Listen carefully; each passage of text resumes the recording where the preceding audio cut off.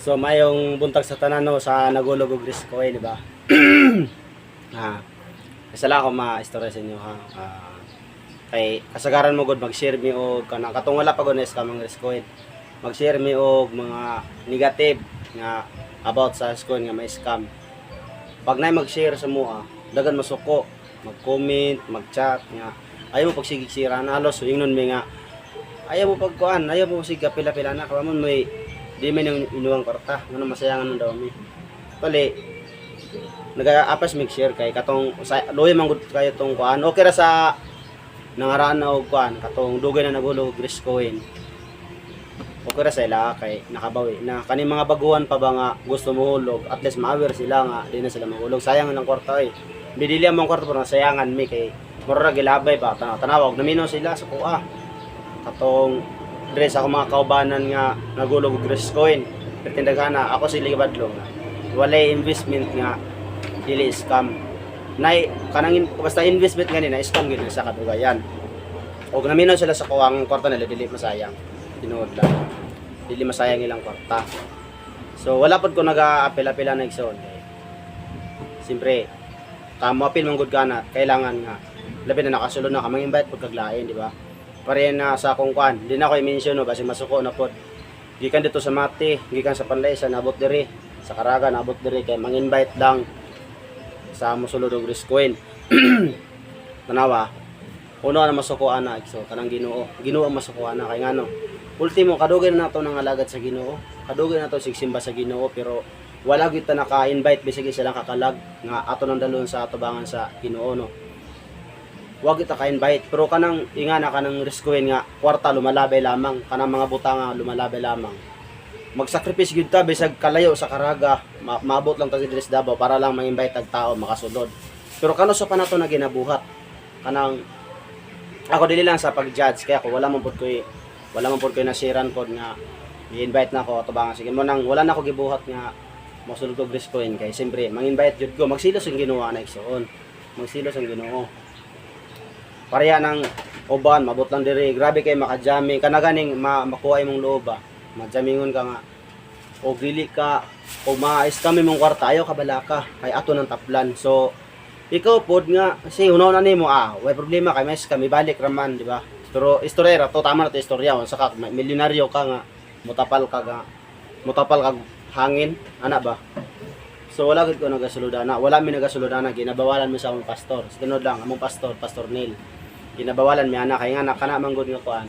Kana man gud nga investment. Mura nag o sa tawagan na sugal mo gud ang tawagan na kay siyempre mag-invest ka, magatag man ka og kwarta. Magtanom kag kwarta para nay mo balik si mo. Ikuan ba i-doble pagbalik sa imo ha. Pero ang pangutana diha mura na sag sugal. Mingon mo dili man nasugal ka dili man mapildi. Ana kumusta karon nimong giulo wala na pildi di ba na pildi. So gi ko lang nako bagidasig lang tamo ba nga kani lesson learned na sa inyo ha. Basing na poy buhol mapila katuig na pod gikan karon pila na katuig na poy moabot nga investment. Basing na pod dili may scam.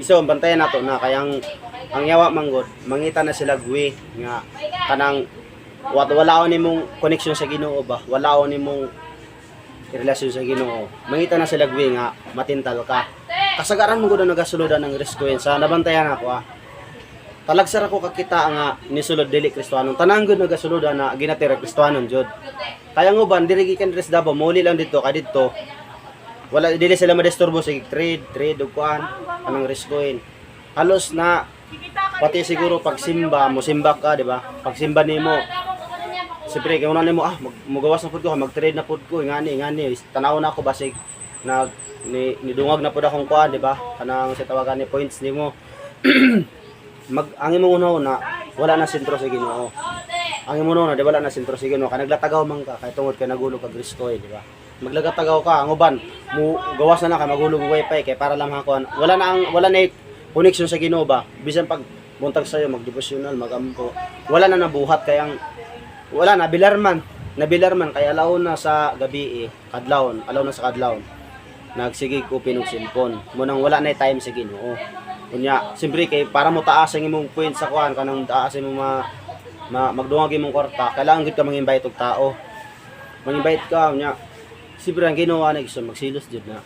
Kay ultimo nga how many years na ta nagasimba sa Ginoo, how many years na ta naga pangalagad sa Ginoo. Pero higuro ta ultimo gani di na ako ultimo gani sa kanang wala tay hatag-hatag sa tights ba. Dako po na siya nga sa likes on. Kunya mag-invite kag tao, magkuan kay para lang makasuludan ng investment, di ba? Pero magsilos gyud ang ginagso kay wala gyud ta nakabuhat sukad nga magngita tagkalag nga atong dalon sa Ginoo. So pareha tong sa uban nga ingon na dili makuan, dili nag-comment sa kuha, nag-chat nga dili daw na scam, kapila nakatuig daw sila naga ulog. Kumusta karon naka-withdraw pa mo? Di ba wala na? Ang uban mingon nga ba wala daw may kwarta way kaulog. Sure oy. Dili sige na nami ko na may kaulog. Nami kahulog nga kwarta. Pero dili lang mi kay isa pa sa sala na nga mura na sugal na siya. Magsilos ba ng ginawa na. So salamat sa katong nakakuha na nga video. Ay lang kasakiti kay tinuod man pod kay nescam naman ka. Bye-bye.